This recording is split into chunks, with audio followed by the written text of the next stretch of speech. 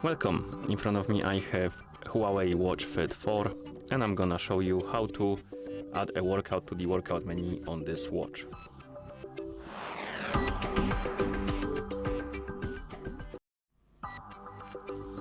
First we need to open the activity menu. To do this, wake up the screen on your watch by pressing the crown button, then press the lower button to open the activity menu. Now scroll through the menu and look for the option called Add. Tap on it. And here we have the list of workouts we can add to the workout list. There's quite a few, as you can see.